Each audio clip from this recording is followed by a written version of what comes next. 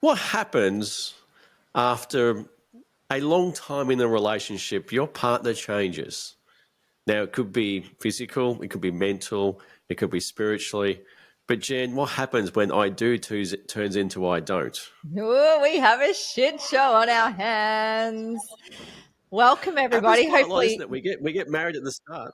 Sorry, we get married at the start or enter a relationship, and all of a sudden, 7 or 8 years down the track, things become a bit clunky because things have changed. And there's obviously reasons for that. Sometimes it's to do with age, but take the age part out of it, what's the go?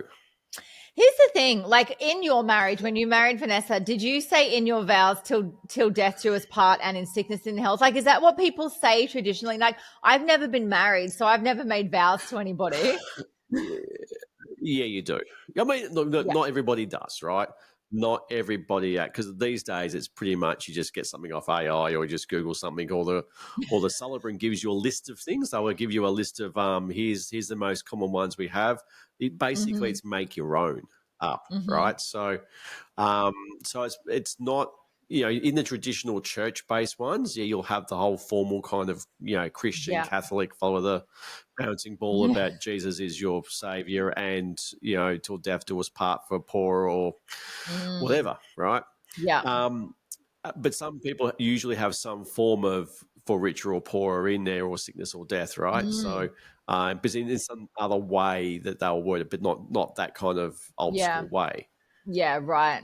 Yeah. But it's interesting because I've got a mate who's been through this where he's 60, Mm-hmm. and his wife about the same age, but she's quite overweight, Mm-hmm. to the morbidly obese part. And I'd say for the last 15 years, he's been taking care of her, Mm-hmm. which is hard because like he's had to put his whole life on hold for her morbid obesity, and he's felt compelled to stay there out Mm-hmm. of for the Duty. kids, for Yes. her duty and for her own mental well-being, because Mm. she barely can barely even get out of bed, right? She's morbidly Mm. obese, Mm. and he's miserable. Like, he's not even Yeah. happy. Have Yeah, to and this stay there is out of that where kind of thing, right? So this is where like it's almost like there needs to be a caveat on vows or even at the start of a relationship because funnily enough, like when you and I spoke about very briefly like, hey, what are we talking about in the podcast tonight? I asked Cass and I said to him, I said, where do you sit? Because like we kind of like we know each other's non-negotiables. Now, keeping in mind our relationship on in the grand scheme of things, we are fresh meat. Like we're not even 18 months into our relationship. And so like there's still this like wild uncertainty of what a future looks like for us at all. So we don't have vows, we don't have that. We have commitment and we have exclusivity, we have monogamy, we have like beautiful divine union, but we don't have like official vows in place. And so, like, we'd spoken about it at the start, like, what are your non negotiables? And it was like, um, you know, if someone in the relationship has a health issue but is not doing anything about it, that they have, power to change, or if they can make choices, it's going to support them because Cass and I both value health. It looks different in our yeah, perspectives of health, but we both highly value health. We both highly value like movement and family. We both value connection. But again, like all of these values are completely subjective. So my version of health is different to yeah, Cass's version of health, different to your version of health. And so when I asked him about yeah. it yesterday, it was interesting to hear his perspective on it because he was kind of like, well, if one person wants to like take up a hobby and the other person doesn't want to do it. And I was like, wow, that's writing someone off real quickly.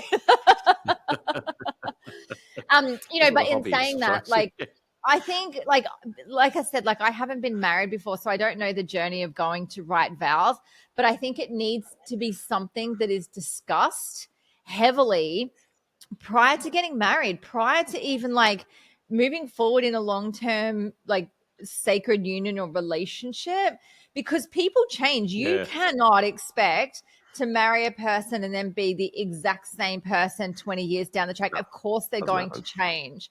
So No, my things were like if yeah, someone developed like a mental health condition that like deeply affected our relationship, if there was a level of, say, trauma like a head injury and they stopped being able to process emotions or certain things. I also said to Cassie in that conversation, I said, look, if I was in the situation where I couldn't meet you in your needs, I would probably let you go. I would probably not want you to hang around and you feel as though you're like committed to me. Like, it's a fucking hard conversation to Yeah. have.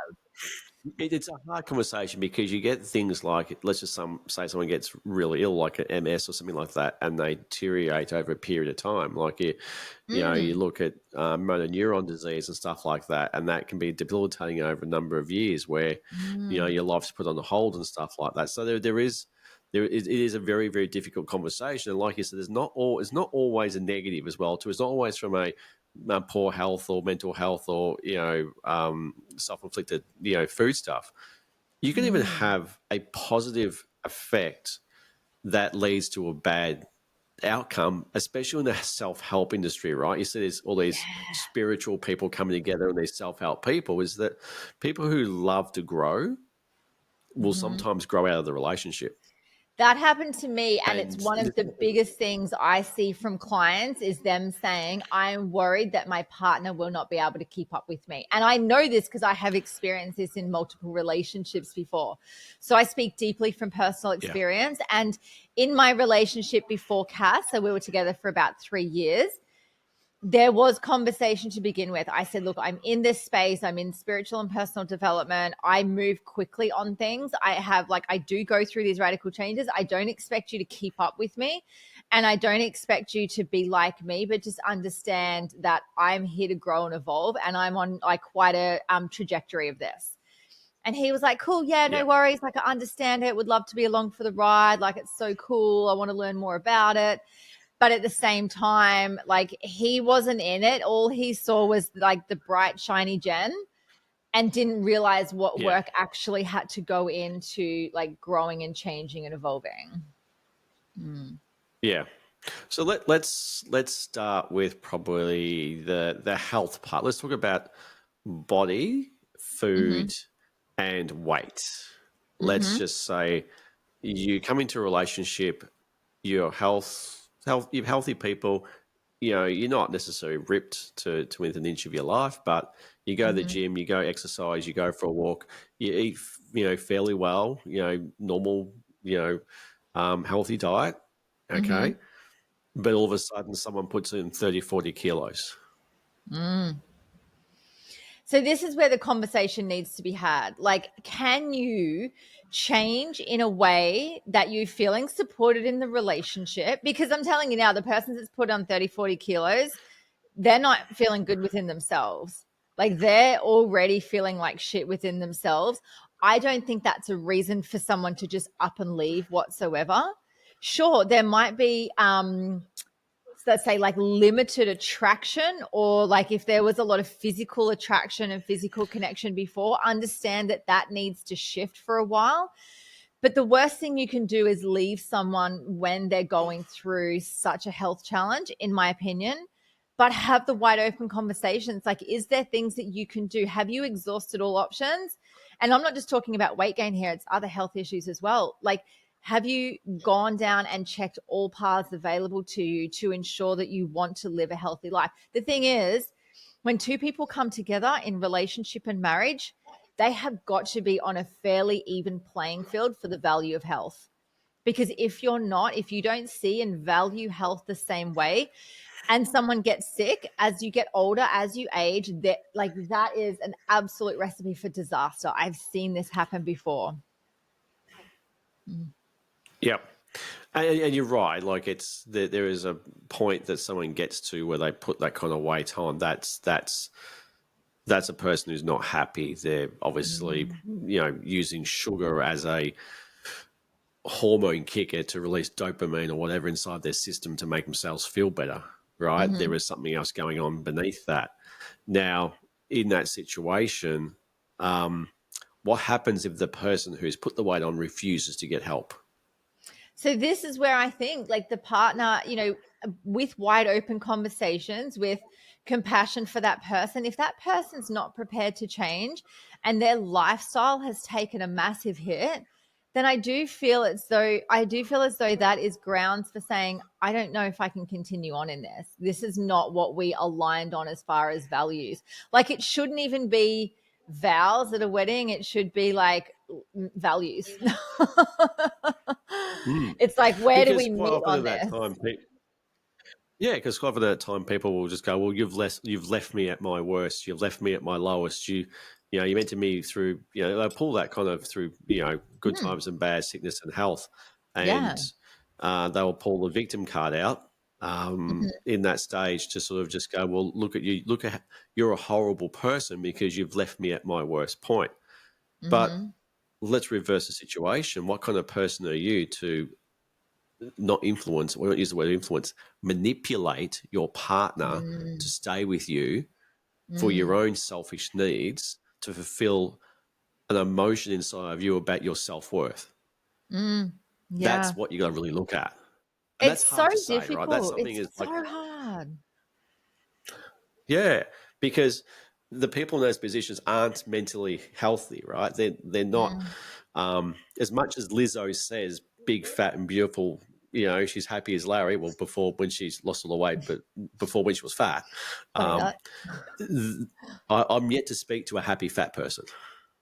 A truly happy person. Exactly that. And I don't even think it's about weight as well. Like, health issues can happen in a period of time. Like, there's arthritic conditions, like you said, there's MS, there's also like mental health. And I think mental health is a really big one for me. The other really big one for me is addiction. So if my partner was Let's to go to the mental develop, health one. Let's go to the yeah, mental health one let's go to mental health. Okay. because I can talk to that one. Okay, go All to right. mental health. So, if people who don't know my story, my wife has had severe vertigo for a number of years, like severe vertigo, to the point where it's debilitating. At one point, was nearly 3 months in hospital. Vertigo is not something you can sit there and what. It's not like a cold or you've got some kind of disease where you can sit and watch Netflix for 4 days while you make yourself feel better. It's something that gets debilitating. You can't sleep. You're sleep deprived. You can't. The whole thing's just moving around. It's horrible to the point where we're having conversations about shit. Do I call the cat team to try and get some help because of the spate we were in?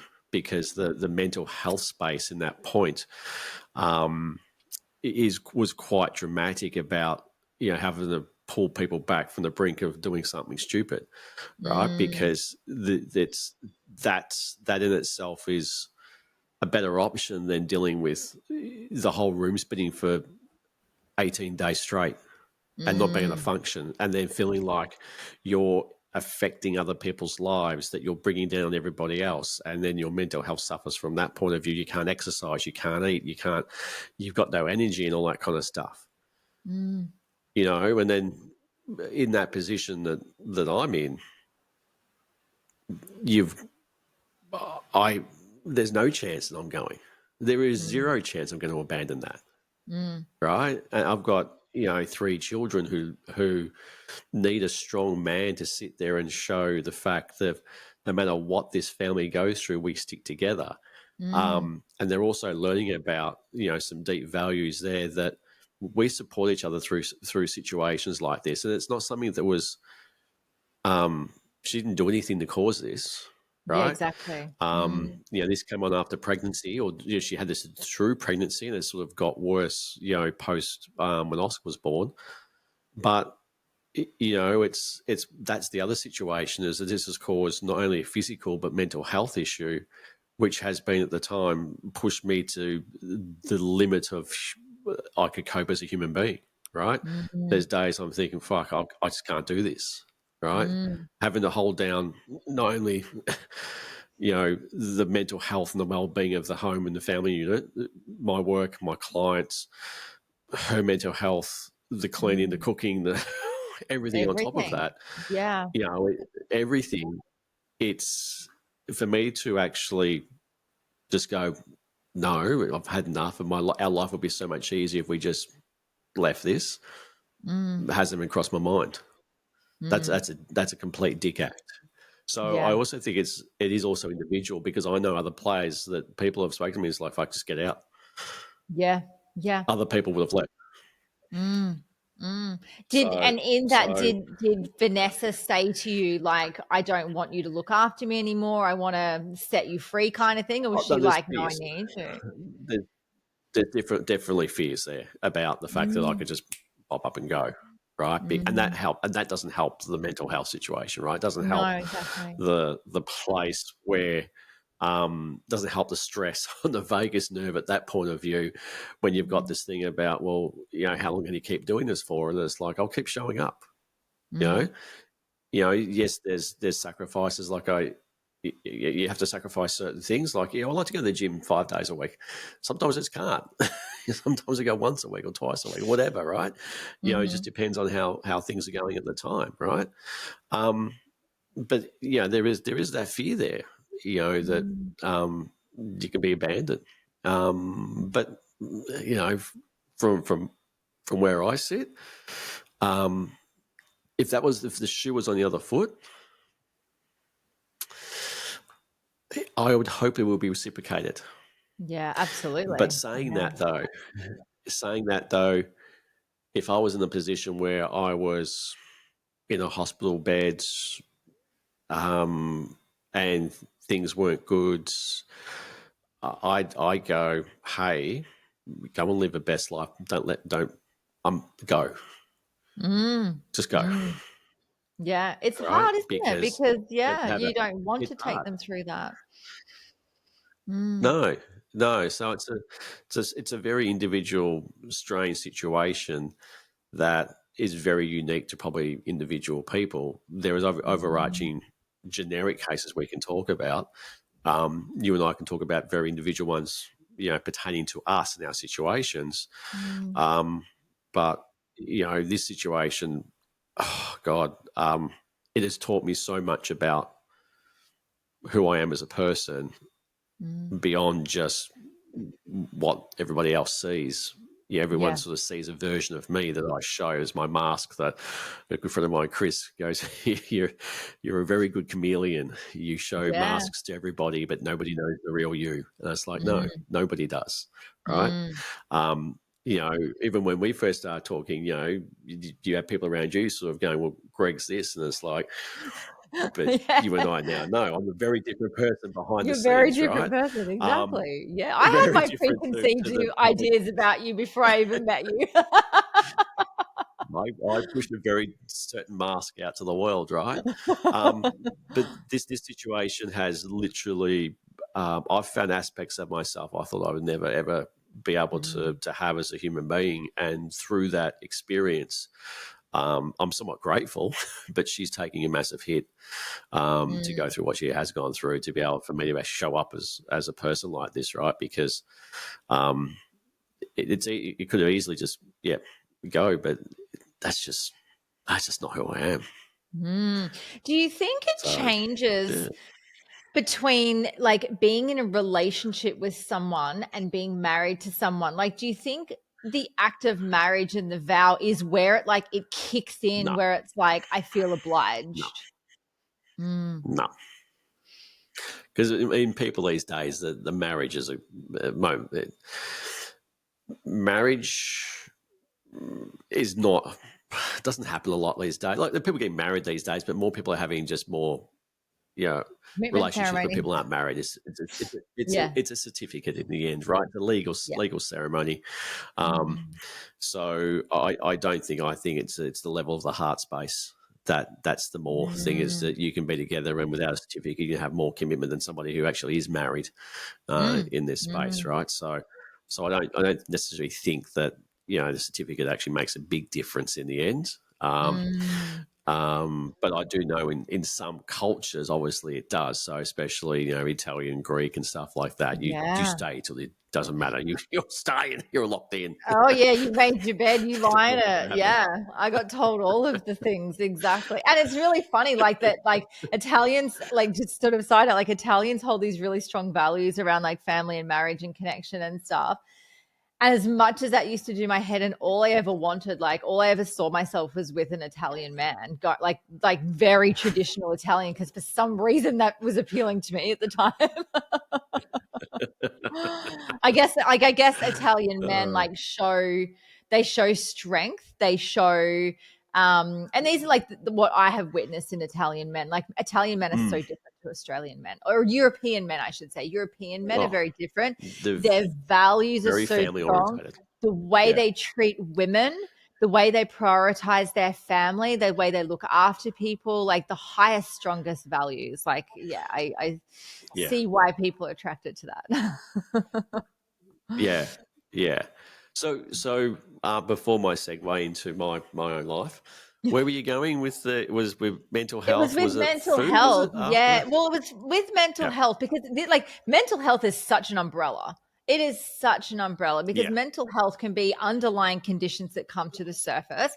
They can be developed along the way due to ill health or due to something happening along the way. Like you don't just not have it and then have it, or have it then have it. Like mental health is such a journey, and someone's mental health could decline. Say, for example, you go through grief, you lose a child, for example. The grief that oh, comes from losing a child or losing a pregnancy or going through a miscarriage. I have seen so many couples split up due to break up. miscarriage Yeah, because of hi. just how hard it is, and no one knows what to do with it. And instead of coming together and supporting each other, someone's harboring stuff, holding the blame, can't move through it. Like grief can cause like such a spiral of mental health. Mm. And that's one of the hard ones. Like it is re- remarkably high when people lose a child that's full term. Mm-hmm. The survival rate in a marriage is not good. Mm-hmm. Yeah. Yeah, I've seen that, and it's absolutely gut wrenching. We went through, something in our family a little while ago, and it just like we'd never dealt with. Like I'd lost a very early stage pregnancy in my own journey before my daughter was born. It was Mm. my first pregnancy. It was an ectopic pregnancy, and like that had the power to send me spiraling really deep if I'd let it. I caught myself early in it. I had a really strong relationship like with spirituality and my own faith in what that meant, and so I was able, like, I grieved through and I went through this process, but I caught myself very quickly in it too, as did my partner at the Mm. time, the kid's dad. We were pretty we it did bring us closer.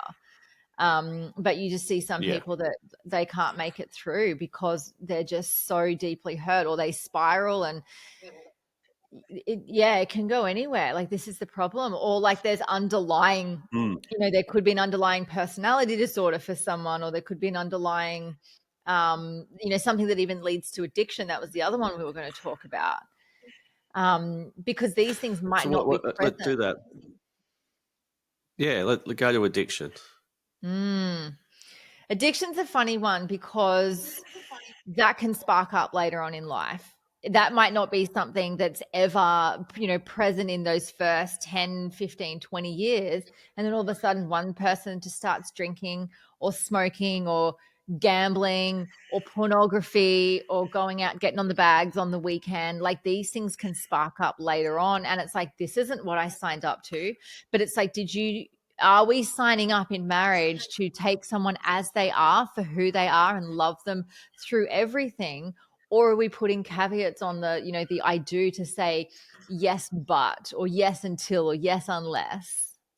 I'm thinking yes until Mm, for me like this, and this let's call this self inflicted mm-hmm, ones versus ones that are sort of out of our control to a certain point of view, right?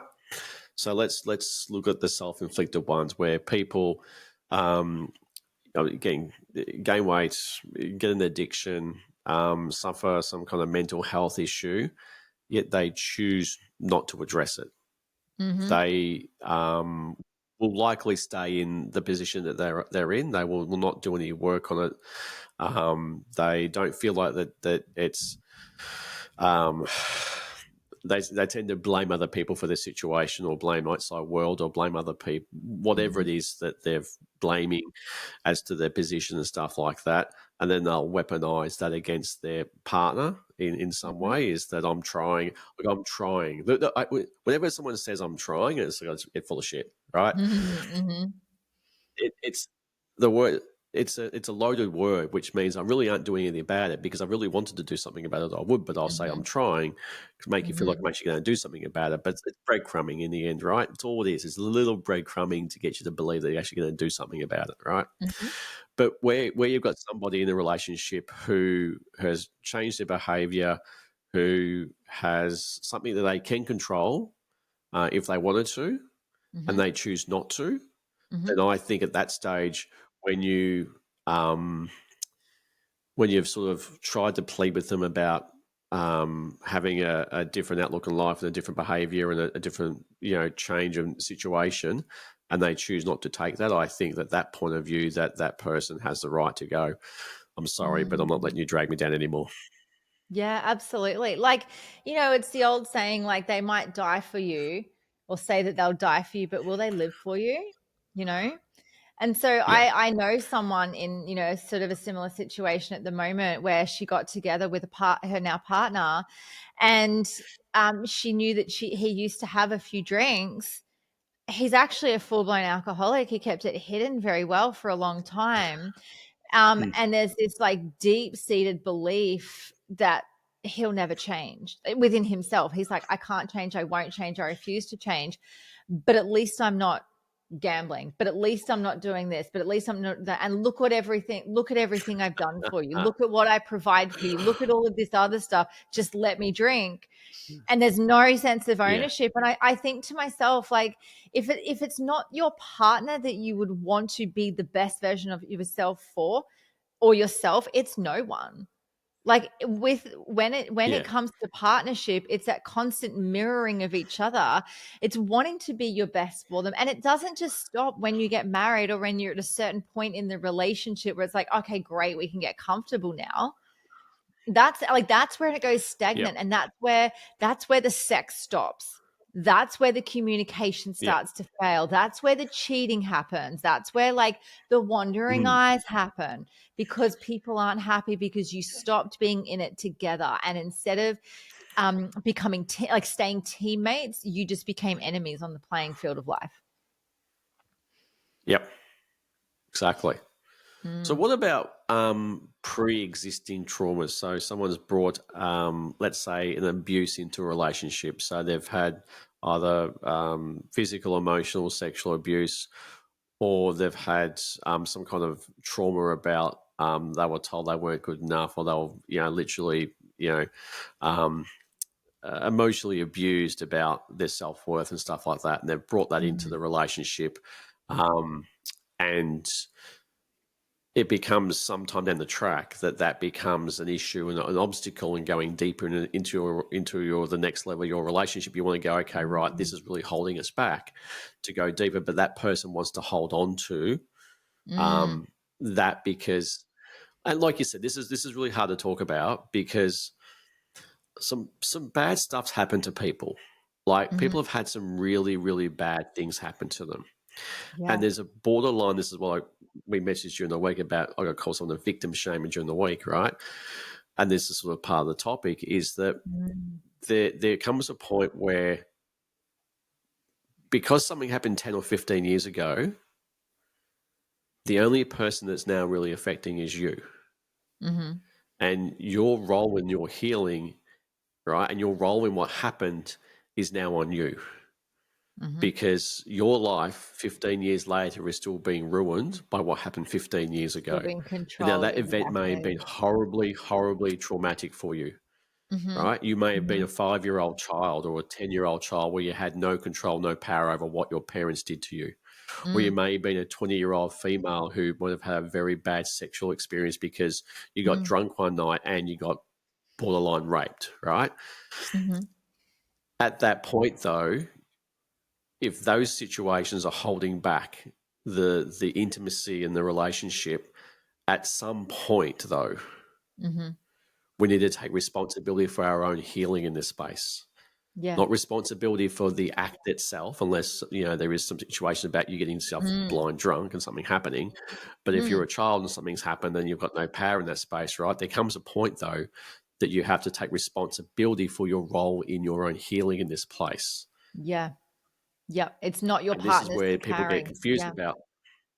No, and it's people get funny about victim shaming. It's like we're not victim shaming. We're saying it's enough, right? Yeah. It's time. Stop It's time to carrying this work on space it. with you. Yes, Exactly. Because you there can't are, keep pushing this point. I was going to say, there are really amazing trauma therapists out there that can, help you bridge that gap and close the gap. They can help you, they can support you to come out of being a victim of that and having awareness for your past and compassion for yourself and love for yourself. There are, incredible techniques. I went to a workshop recently with a trauma specialist, got a PhD in trauma, and just hearing like people attach to and identify and immerse themselves in their trauma and they live by it.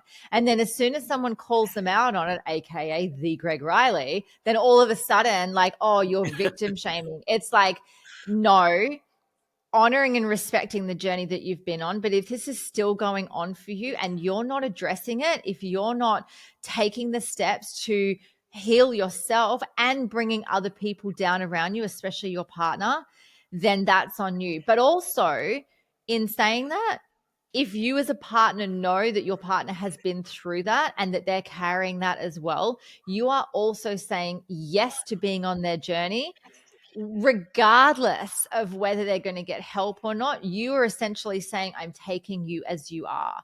I understand that there's some stuff here as well. Yeah.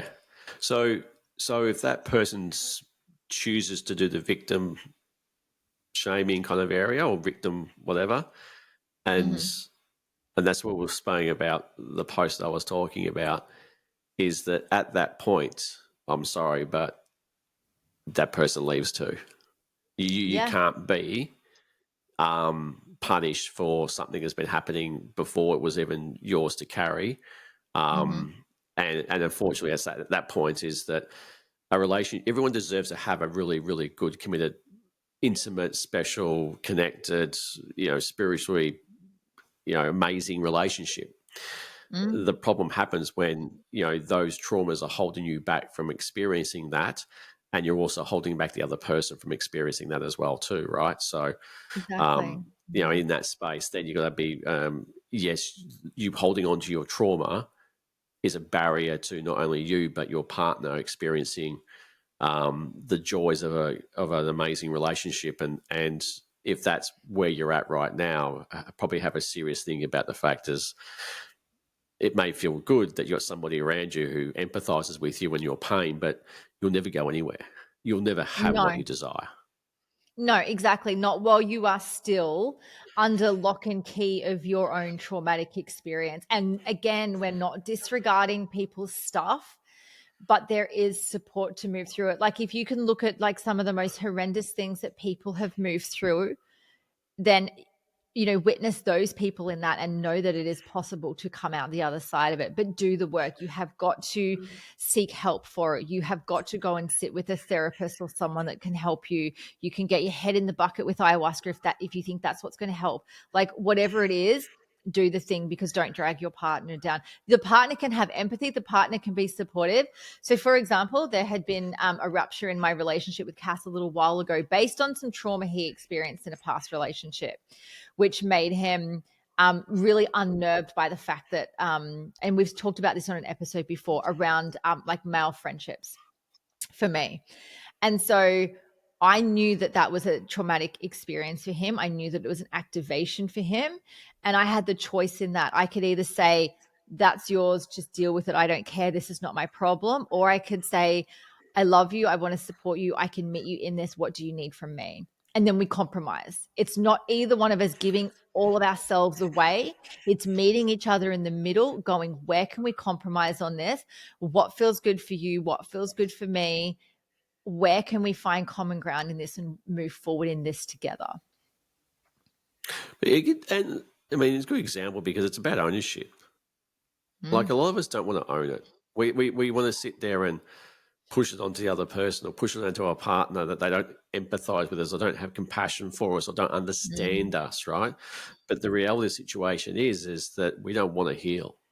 You know, we'd rather keep pushing this bandwagon around because we're getting something out of it. Our trauma is giving us some kind of sense of love and affection and sympathy, which is a mask for love, right? It's not real love, it's sympathy.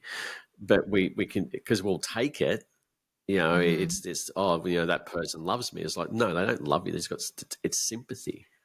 It's sympathy. Yes. And sympathy is a huge one that people seek. Like you see this all the time. I noticed this in my children when they were younger, especially my daughter, and I grabbed it early. I'm like, she's kind of like playing on the I don't feel well because like there's more like attention and care put on her. It's like, oh, what do you need? And so she played on it for a bit, and now we're like, like you can tell the difference in kids, but it's like cut it off straight away because people feed on this. If people haven't received love, you know, from their parents or something happened growing up or there was a disconnect of some sort, but if they were sick and like, tell me a time, another time of your life other than being sick where people rush to be there for you, bring you meals, come and offer to do anything for you, send you flowers, like dote on you, check in on you, follow up to make sure you're okay. Like you look at all those, I fucking get so triggered by this. The post on Facebook where someone will post a picture of their cannula in their arm and they're like, oh, didn't have this on my bingo card. And it's like, and with no context to everything, everyone's like, oh my God, what's wrong? Oh my God, are you okay? What do you need? Blah, blah, blah, blah, blah. And they're just like, oh, fucking bring it on, you know? I can't stand that shit. Because sympathy is a bedfellow with pity. Yes, it is. It is. All right? That's bad. So if you're getting, you know, sympathy very soon turns into pity. They're not good. No, because you can get addicted to that. You can get addicted to the attention just from going through this. And like addiction to attention is a fucking hard one to come back from because everything becomes outside of you. All of your validation becomes completely external. Yeah, but and also, but it's so common, right? The amount of, you know, people that you and I would see, which would present going, okay, this is where our problems lie. Most people are holding on to the past. Most people are holding on to something that's happened a long time ago, which they actually haven't processed. Like most people do not do any inner work. They will go and see somebody to solve a problem logically, but they actually never really solve anything in the end. Well, they'll just go to their healer over and over again and get some Reiki and some crystals and some, don't get me wrong, love all of that stuff. But like if you're going backwards and forwards for the same thing over and over again, then you're on a subscription model. This, my mate Chris will love me talking about this, right? That's one of the things I have, my bugbear with the psychedelic community is like, I saw this guy, he was his 20th toad ceremony and he came back for the same thing 20 times. And it's like, one, dude, what the hell's going on? And second, the shaman, what the hell? Right? Yeah, I would point the finger at the shaman more than the guy fucking sucking on it. Exactly.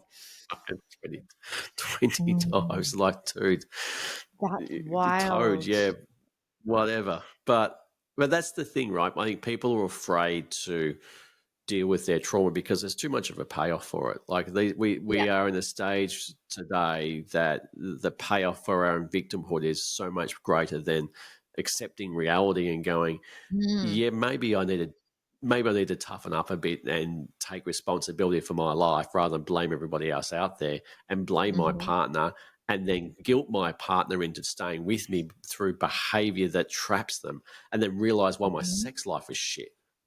Yeah, or why you got cheated on. Always Yeah. got cheated on, right?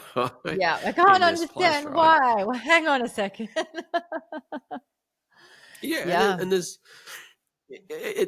a lot of different, like I said, there's very individual cases, but generically you can sort of take an umbrella over certain things. If you're with somebody in the longer term who has some kind of issue that is not necessarily, it can be self-inflicted or it can be something that's traumatic from the past, but they don't want to deal with it. Then I think you have every right at that point. If you've tried and tried and tried and tried and tried to push that wheelbarrow and they choose not to actually do anything, I think at that point in time, it's the not I do, it's the I leave. It's the I don't, exactly. And like the thing is, if you can't be having like these radically wide open conversations with your partner, then what the fuck? And because this actually sparked, because I saw on one of those relationship groups that I'm in, because I just love to sort of sift through it, see where everyone else is at, like see where there's content, And it was this guy saying, do I have grounds to leave my partner? She's put on weight. She's really lazy. She doesn't want to do anything anymore. She doesn't want to have sex with me. I'm not attracted to her. Is that grounds to leave? And it was a mixed response, interestingly enough. And I'm telling you now, the people that are backing her are the ones that have ended up like her in their relationships. They're probably overweight. They're probably the ones that aren't looking after themselves or let themselves go. And obviously it goes back the other way. But if you can't, like, if you've got to go to a Facebook group to ask random strangers in an anonymous post about your marriage, if you can't have that type of a conversation with your partner, if you've got to go to social media for it, there's your problem. That is the issue. More than what the issue is itself, is that you can't open those lines of communication and say, hey, I hate to have to bring this up. Like, we need to open this up here. Yeah. This is how I'm feeling. Yeah. Of course, remember we talked about the pre-frame. Are you open to having a conversation about some, tough things? I love you. I'm here to support you. I want to help you. I'm not against you. However, this is how I'm feeling. This is what's real for me right now. Can we talk about it? You did a really good thing there, right? Because most people, and I'll preface this by 99.99999% of people have no idea how to have conflict, right? Because the biggest fear people have with conflict is not conflict itself, right? Most people have issues with conflict because of the perceived outcome of the discussion, right? That's the reason why they don't have conflict, because the outcome usually is something that's quite horrible. If you can take away that part of it, that the outcome may not be what they think it is, but conflict is quite healthy, and you teach people to have healthy conflict conversations, then it can be a real asset, because every single relationship has conflict in it all the time. You spend a day here, you'll understand how many times Vanessa yells at me for dumb shit I do. We have a thing. We have a board up there. Dumb things that Greg does today, right? So it's like an abacus. 54. Donk. We just do group of 5 now. Said we used to do one, we're doing at 5. But it's being able to have that conversation. And what you did there was really cool, because not once did you say, well, when you do this, you make me feel, or you do this, or you do that, right? That is the worst thing you can say to somebody, because in that point in time, if you start the conversation, that conflict with this situation, well, you've done this and you've done that, and when you do this, you make me feel this, right? Understand biologically at that point in time, the game's over. The game's shot, right? Because in that moment, that person has released stress hormones, which is adrenaline, cortisol, epinephrine, which will then affect the way that your hormones work, which will affect how your brain works, will put you into your amygdala, which means your limbic system and your neocortex go offline, which is all the stuff you need to have a great conversation. You're in your fight or flight, blood flow goes from your brain to your gut to your arms and legs, and you wonder why you turn into a shit show. Thank you for the Even understand biology that lesson. basic Yes. biology, right? And that's what people don't understand, right? If you knew that as a basic biology kind of thing, you would go, right, Yes. well, if that happens, why am I continue because people at that point, all they want to do is defend, right? Yes, They'll exactly. because they're in fight or flight, they're defending their position. Mm. So at that point in time, you have to stop the conversation. But what do we do normally? We double down. Oh yeah, we go full banshee back again. Yeah. Right? Yeah. Nobody When it's listens, not right? pre-framed, Everyone's like yelling at each when you other. feel as yeah, like when you feel as though you're being attacked or that you don't see the other person's perspective. Like if someone's wanting to have a conversation with you and they don't pre-frame that it's going to be an uncomfortable conversation, or they don't pre-frame like it doesn't mean I'm leaving you, doesn't mean you're going to be abandoned, doesn't mean this, I'm just having a conversation, and they come at you and you're not ready for it, and like you don't even agree with them to the point you have to defend yourself. There is no easy way to come back from that in a short period of time. You either blow No. or you go. Yeah. Yeah, and it's important that, like you said, pre-framing, because it's the can we talk? It's like, fuck, what's going on here, right? But you get it. You make a very good point around perspective and the way you perceive things, right? One of the most amazing assets you can learn as a human being is perception, because the world is not real. The way that you view the world is not real. It's a perspective, and the way that your partner views the world is completely different. And if you don't understand the way that they view the world, then you've got no hope. Exactly that. So if you get to the point where you can sit back and listen and not listen to talk or listen to defend, you can actually listen to what they're saying and understand that, okay, they're saying it from this point of view. Now, it may not be true, but it's their truth. And Yes, if you can exactly, and understand that's to why be they're saying respected. it, yeah, and it could be the fact that what's happening is they could be saying something, but what you're really perceiving there is the fact is that what you've done has triggered a feeling of abandonment within inside of them, was because it was based on their childhood, which where they were abandoned because when you didn't come home that night when you said you would, right? That's then triggered that abandonment stuff, right? And they're yelling and screaming at you, right? But if you understood perspective and the way they perceived life, and that's what they brought in, then you can kind of go, I can understand why you reacted that way. That's quite understandable. When you most of the times would have been, well, I was going to have a midnight. I was home at 3:00, so but it's only 3 hours later. But to that person, Yeah, it might be everything, right? So, exactly. and it's a very valuable skill set, because once you understand that the way that your partner views the world, there's nothing sexier. There's nothing more attractive about another person who gets your view of the world.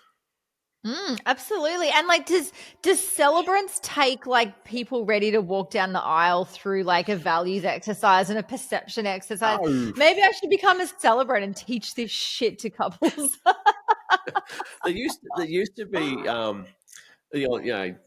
we're Catholic, right? So we can talk to this. Like, if you're getting married by a priest, the priest would do it. The priest would actually sit down. The Catholics do it well, right? You actually have to interview with I think, well, maybe it's still the case. It's been such a long time for me, but the Catholic priest would actually sit you down and have an interview with you and go through things like, well, what are your values about money? What are your values about children? Do you want to have children? How many do you want to have? Do you want to be a stay-at-home mum? Do you want people to work? What do you want to put kids in daycare? Right? He would actually go through all that stuff. For as much as Catholic priests have got no idea about relationships, About anything. right? Yes. Anything in general, right? The what they ask before you get married with a Catholic priest is very insightful.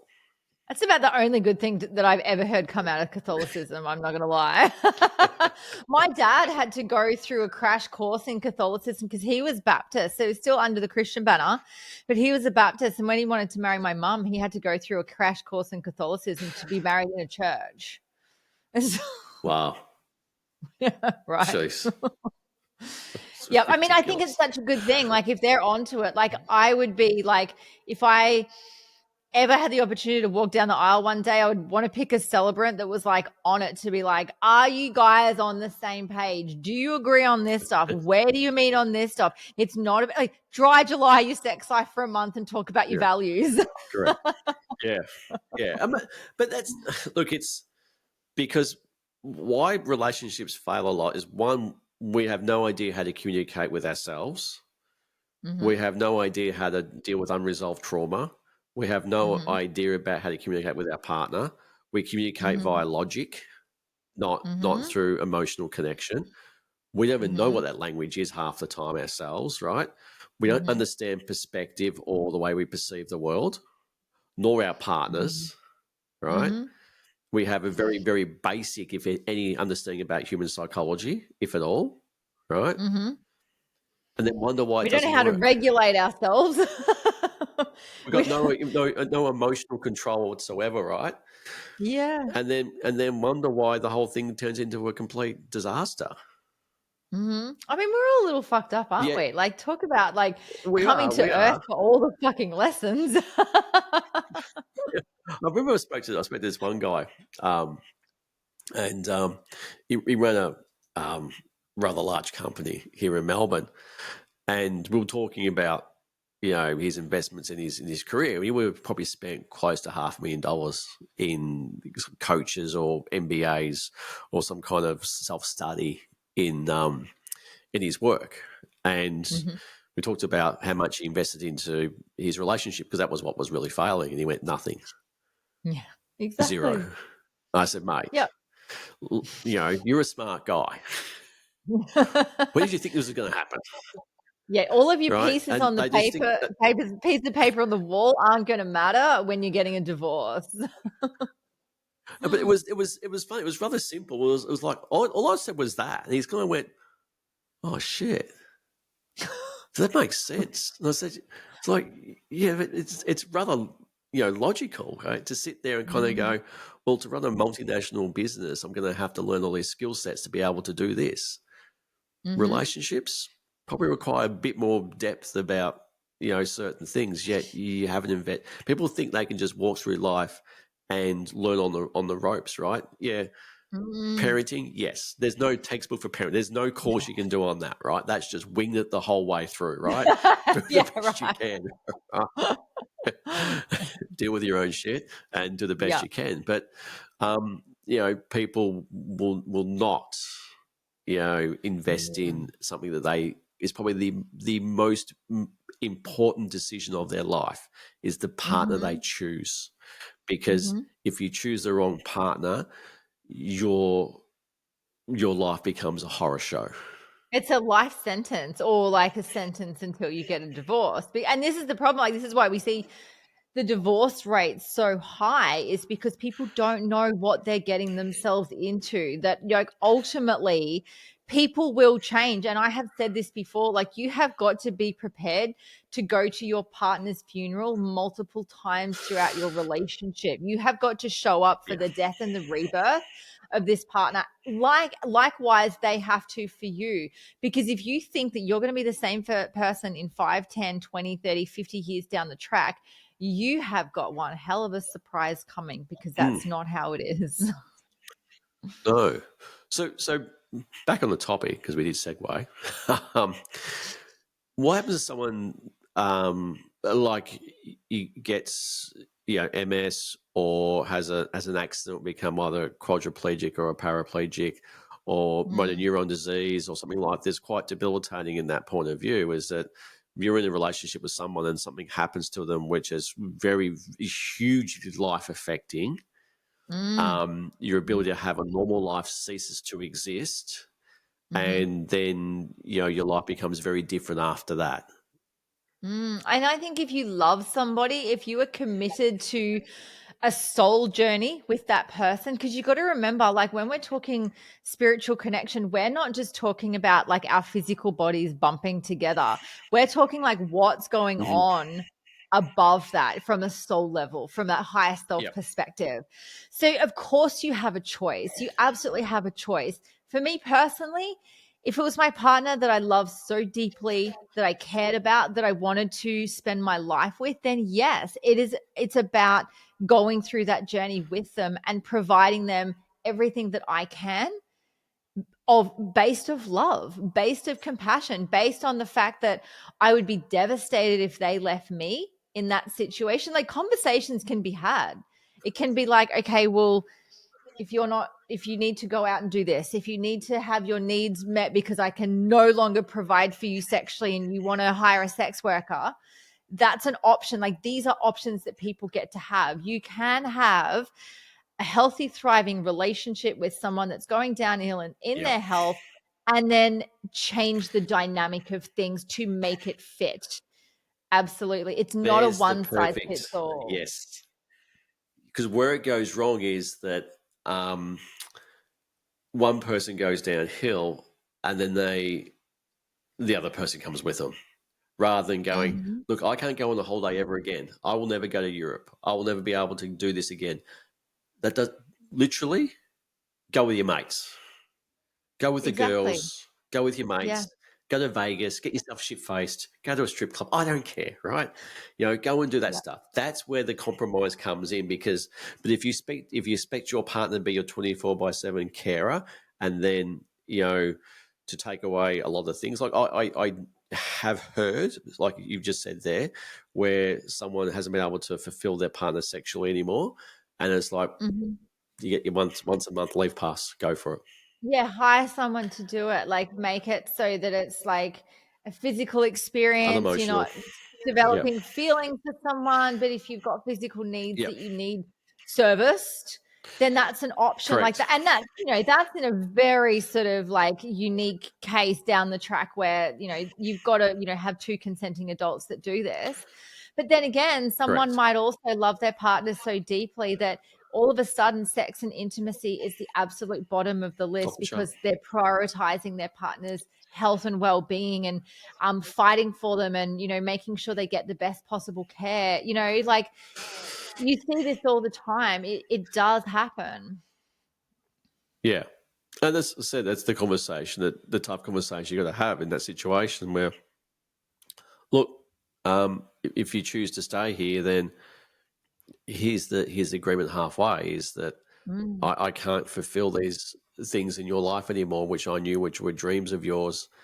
And especially if the things like you can't travel anymore, I'm not going to hold you back from that.